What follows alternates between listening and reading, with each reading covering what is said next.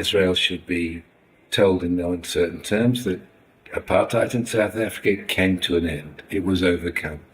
So it seems to me a good thing politically to be able to say to Israel, nothing lasts forever. You can't keep up racism and discrimination forever. South Africa fell, Israel can fall the same way.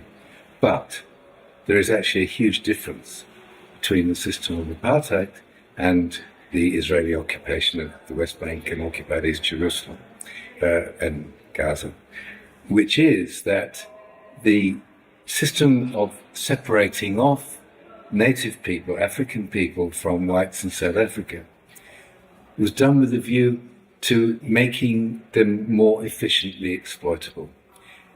People lived on Bantustans when they were not needed to work in the white economy.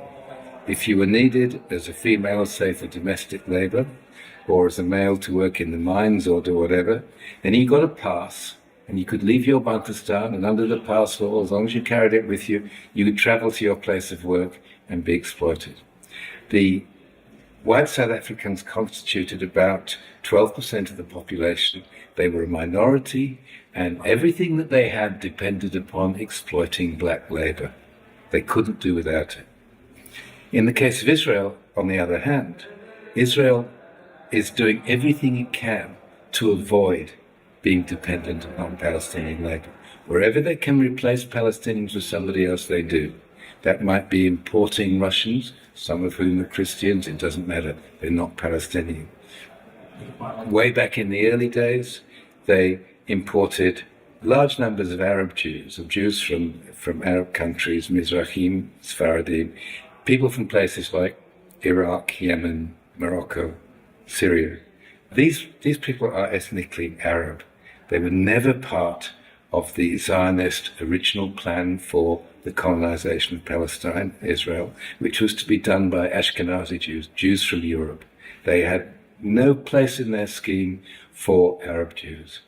These Arab Jews were brought in after the Holocaust, because with the Holocaust, with the death of the 6 million, however many it is, that the Nazis murdered, Israel lost its constituency, lost the population that it was due to have. So they had to fall back on importing non-European Arab Jews to replace Palestinians.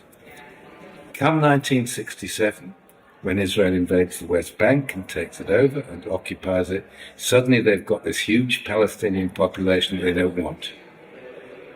They can't simply drive them all out.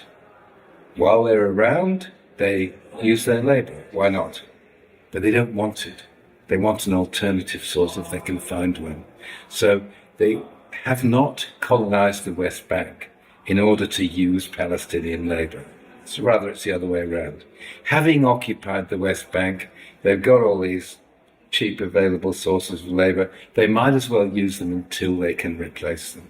But the idea ultimately is to replace Palestinians, not to exploit them. So the reason that Palestinians are separated from the Jewish population of Israel is not to use their labor in the way that Africans were separated off from whites in Bantustan. Rather, Palestinians are being separated in the process of, ideally, what Israel wants is to drive them out, to eliminate them, to get rid of them. So the kind of racism that's involved is entirely different. This is why when ANC delegations, people come from South Africa to go to the West Bank, invariably they come away saying, this is even worse than we had to suffer under apartheid. Under apartheid, we may have been treated separately and suffered discrimination, all the rest of it, but we didn't have helicopters being let loose on us. We didn't have soldiers holding us up with rifles all the time. The threat that the Palestinians encounter on a daily basis, black Africans say, is worse than we had to endure under apartheid. And there's a very simple reason for this. South Africa needed its black labor. It needed to keep reproducing black servants for its various enterprises, whereas Israel wants rid of Palestinians. Therefore, they are doing everything they can to avoid reliance upon them. It's an entirely different kind of racism. So the apartheid analogy doesn't fit entirely. It looks the same. Sure, there's a wall separating the communities. If you flew overhead in air balloon and look down, it might look like apartheid. But actually what's going on the ground is entirely different. Rather than a relationship of dependency, there's a